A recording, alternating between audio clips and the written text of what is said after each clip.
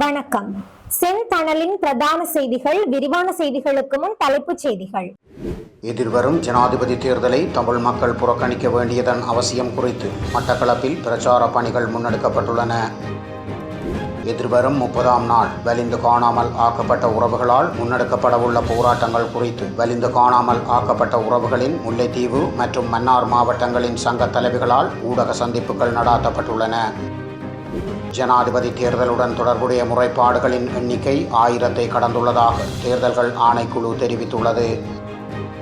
Kilinochchi A9 சாலையில் இடம்பெற்ற விபத்தில் ஒருவர் உயிரிழந்துள்ளார். இலங்கை கடற்பரப்பினுள் அத்துமீறிய கடற்தொழிலில் ஈடுபட்ட நிலையில் கைது செய்யப்பட்ட 8 இந்திய கடற்தொழிலாளர்களையும் எதிர்வரும் 5ஆம் நாள் வரை விளக்கமறியலில் வைக்குமாறு நீதிமன்றம் உத்தரவிட்டுள்ளது. முன்னாள் இராஜாங்க அமைச்சர் டயானா கமகேவிற்கு குற்றப்பத்திரம் நீதிமன்றத்தால் வழங்கப்பட்டுள்ளது.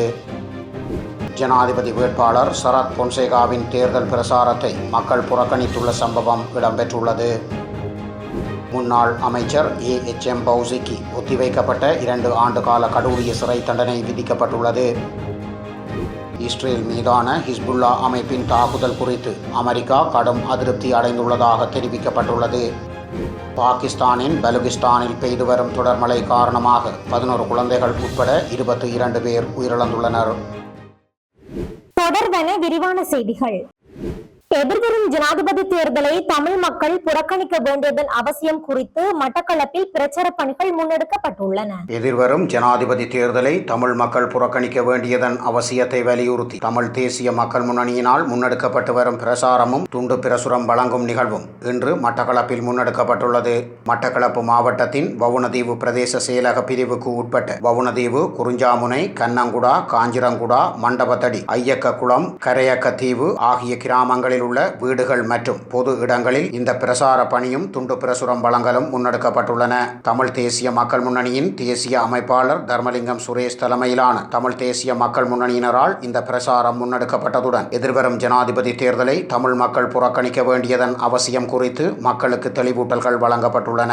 எதிர்வரும் 30ஆம் நாள் வலிந்து காணாமல் ஆக்கப்பட்ட உறவுகளால் முன்னெடுக்கப்படவுள்ள போராட்டங்கள் குறித்து வலிந்து காணாமல் ஆக்கப்பட்ட உறவுகளின் முல்லைத்தீவு மற்றும் மன்னார் மாவட்டங்களின் சங்க தலைவிகளால் ஊடக சந்திப்புகள் நடாத்தப்பட்டுள்ளன. சர்வதேச வலிந்து காணாமல் ஆக்கப்பட்டவர்களின் நாளான எதிர்வரும் ஆகஸ்ட் 30ஆம் நாள் வடக்கில் யாழ்ப்பாணத்திலும் கிழக்கில் திருவோணமலையிலும் நீதி வேண்டிய பாரிய போராட்டம் ஒன்றினை முன்னெடுக்க உள்ளதாக முல்லைத்தீவு மாவட்ட வலிந்து காணாமல் ஆக்கப்பட்ட உறவுகளின் சங்க தலைவி ம. ஈஸ்வரி தெரிவித்துள்ளார். முல்லைத்தீவு ஊடக அமையத்தில் இன்று இடம்பெற்ற ஊடகவியலாளர்கள் சந்திப்பிலேயே அவர் இதனை தெரிவித்துள்ளார். தொடர்ந்தும் அவர் தெரிவிக்கையில், எதிர்வரும் ஆகஸ்ட் 30ஆம் நாள் சர்வதேச வலிந்து காணாமல் ஆக்கப்பட்டோர் நாள். கடந்த 15 ஆண்டுகளாக படையினரிடம் கையளித்து காணாமல் ஆக்கப்பட்ட உறவுகள், வீடு வீடாக சென்று இழுத்துச் செல்லப்பட்ட உறவுகள், தாமாக சரணடைந்த உறவுகளை தேடிக் கொண்டிருக்கும் இந்த வேளையில் வடக்கு கிழக்கில் பல பிரதேசங்களில் போராடி கொண்டிருக்கின்றோம். எமது உறவுகளுக்கான நீதி எமக்கு கிடைக்க வேண்டும் என்று இரவு பகலாக போராடி வருகின்றோம். இந்த நாட்டில் எந்த ஒரு பிரச்சினைக்கும் இதுவரையில் தீர்வு கிடைக்கப்பெறவில்லை.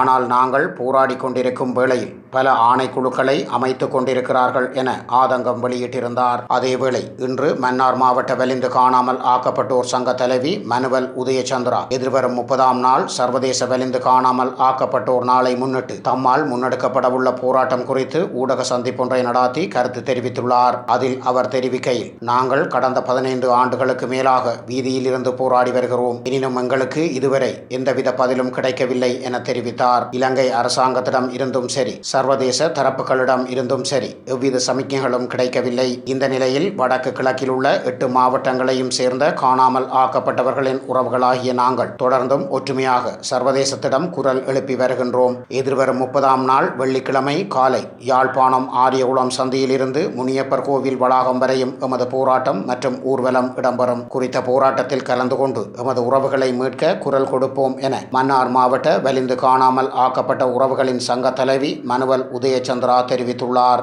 ஜனாதிபதி தேர்தலுடன் தொடர்புடைய முறைப்பாடுகளின் எண்ணிக்கை 1000-ஐ கடந்துள்ளதாக தேர்தல்கள் ஆணைக்குழு தெரிவித்துள்ளது. ஜனாதிபதி தேர்தலுடன் தொடர்புடைய முறைப்பாடுகளின் எண்ணிக்கை 1000-ஐ கடந்துள்ளதாக தேர்தல்கள் ஆணைக்குழு தெரிவித்துள்ளது.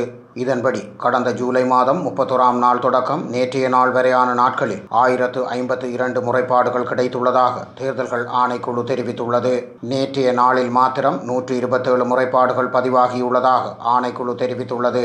2024ஆம் ஆண்டு ஜனாதிபதி தேர்தல் எதிர்வரும் செப்டம்பர் மாதம் 21ஆம் நாள் நடைபெறவுள்ளமை குறிப்பிடத்தக்கது. கிளிநொச்சி A9 சாலையில் இடம்பெற்ற விபத்தில் ஒருவர் உயிரிழந்துள்ளார். கிளிநொச்சி A9 சாலையில் இடம்பெற்ற விபத்தில் ஒருவர் சம்பவ இடத்திலேயே உயிரிழந்துள்ளார். குறித்த விபத்தானது இன்று காலை 8 மணியளவில் இடம்பெற்றுள்ளது. இதன்போது கனகாம்பிகை குளம் பகுதியைச் சேர்ந்த அருள்நேசன் அருள்வதனன் என்ற 2 பிள்ளைகளின் தந்தையே உயிரிழந்துள்ளார்.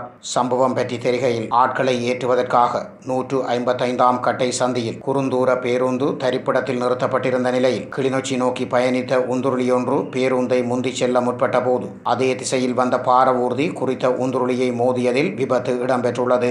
இதன்போது உந்துருளியில் பயணித்த நபர் சம்பவ இடத்திலேயே உயிரிழந்துள்ளார். மேலும் பாரவூர்தி சாரதி கிளிநொச்சி ஸ்ரீலங்கா காவல்துறை நிலையத்தில் சரணடைந்துள்ள நிலையில் விபத்து தொடர்பான விசாரணைகளை கிளிநொச்சி ஸ்ரீலங்கா காவல்துறையினர் மேற்கொண்டு வருவதாக தெரிவிக்கப்பட்டுள்ளது. இலங்கை கடற்பரப்பினுள் அத்துமீறிய கடற்தொழிலில் ஈடுபட்ட நிலையில் கைது செய்யப்பட்ட 8 இந்திய கடற்தொழிலாளர்களையும் எதிர்வரும் 5ஆம் நாள் வரை விளக்கமறியலில் வைக்குமாறு நீதிமன்றம் உத்தரவிட்டுள்ளது.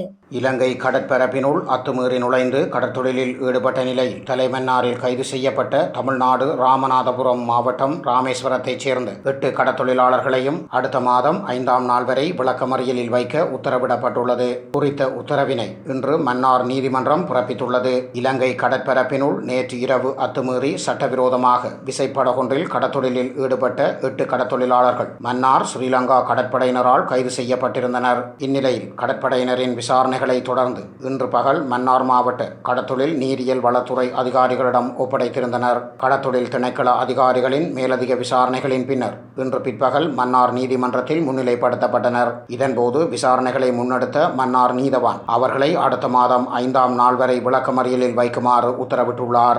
முன்னாள் ராஜாங்க அமைச்சர் டயானா கமகேவிற்கு குற்றப்பத்திரம் நீதிமன்றத்தால் வழங்கப்பட்டுள்ளது. முன்னாள் ராஜாங்க அமைச்சர் டயானா கமகேவிற்கு எதிராக குற்றப்பத்திரம் நீதிமன்றத்தால் கையளிக்கப்பட்டுள்ளது. போலி ஆவணம் ஒன்றை சமர்ப்பித்து இலங்கை கடவுச்சீட்டை பெற்றுக்கொண்ட வழக்கு தொடர்பில் டயானா கமகேவிற்கு கொழும்பு மேல் நீதிமன்றம் குற்றப்பத்திரம் கையளித்துள்ளது. கொழும்பு மேல் நீதிமன்ற நீதிபதி மஞ்சுள திலகரத்ன முன்னிலையில் குற்றப்பத்திரம் கையளிக்கப்பட்டுள்ளது. இதேவேளை பிரதிவாதி டயானா கமகேவின் கைரேகை அடையாளங்களை எடுத்து அறிக்கை ஒன்றை சமர்ப்பிக்குமாறும் நீதிமன்றம் உத்தரவிட்டுள்ளது. ஜனாதிபதி வேட்பாளர் சரத் பொன்சேகாவின் தேர்தல் பிரச்சாரத்தை மக்கள் புறக்கணித்துள்ள சம்பவம் இடம்பெற்றுள்ளது. ஜனாதிபதி வேட்பாளராக போட்டியிடும் சரத் பொன்சேகாவை மக்கள் மீண்டும் புறக்கணித்த சம்பவம் இன்று பதிவாகியுள்ளது. ஜனாதிபதி தேர்தலுக்கான பிரசார நடவடிக்கைகள் தீவிரம் அடைந்துள்ள நிலையில் வேட்பாளர்கள் மும்முரமாக தமது பிரச்சார பணிகளை முன்னெடுத்து வருகின்றனர். அதற்கமைய முன்னாள் ஸ்ரீலங்கா படை தளபதியும் ஜனாதிபதி வேட்பாளருமான சரத் பொன்சேகாவின் மற்றொரு பிரச்சார கூட்டம் இன்று நுவரெலியாவில் நடைபெற்றது. இந்த கூட்டத்தில் வெறும் 5 பேர் மட்டுமே பங்கேற்றிருந்ததாக தெரிவிக்கப்படுகிறது. ஏற்கனவே அவர் கொழும்பில் மேற்கொண்ட பிரசார நடவடிக்கையின் போது ஒரு சிலரை தவிர எவரும் கலந்து கொள்ளவில்லை. இதேவேளை தான் பொதுமக்களுக்கு பணமோ மதுபானமோ கொடுத்து அழைக்கவில்லை, நியாயமான முறையில் செயற்படுவதாக சரத் பொன்சேகா தெரிவித்துள்ளமை குறிப்பிடத்தக்கது. முன்னாள் அமைச்சர் AHM பௌசிக்கு ஒத்திவைக்கப்பட்ட 2 ஆண்டு கால கடூழிய சிறை தண்டனை விதிக்கப்பட்டுள்ளது.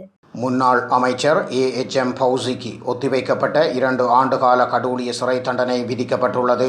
அதனை 10 ஆண்டு காலத்திற்கு ஒத்திவைப்பதற்கு கொழும்பு மேல் நீதிமன்ற நீதிபதி நவரத்ன மாரசிங்க இன்று உத்தரவிட்டுள்ளார். அரசாங்கத்திற்கு சொந்தமான அதிசொகுசு வாகனத்தை முறையற்ற வகையில் பயன்படுத்தியமை உறுதி செய்யப்பட்ட நிலை அவருக்கு தண்டனை விதிக்கப்பட்டது.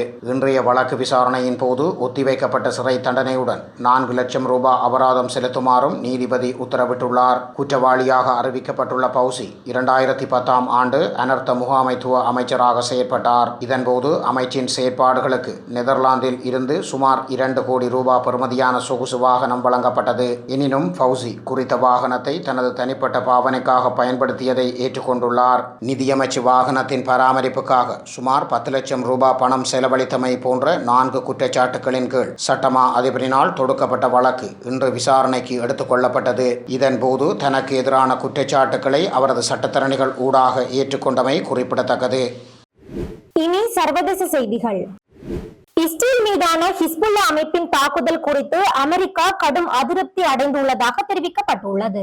இஸ்ரேல் மீது லெபனானை தளமாக கொண்ட ஹிஸ்புல்லா அமைப்பின் இஸ்ரேல் மீதான தாக்குதல் சம்பவத்தை அடுத்து அமெரிக்கா கடும் அதிருப்தி அடைந்துள்ளதாக தெரிவிக்கப்பட்டுள்ளது. இதன் காரணமாக அமெரிக்க பாதுகாப்பு படைகளின் தலைவர் சார்லஸ் சிக்யூ பிரவுன் லெபனானுக்கு பயணம் ஒன்றை மேற்கொள்வார் என எதிர்பார்க்கப்படுகிறது.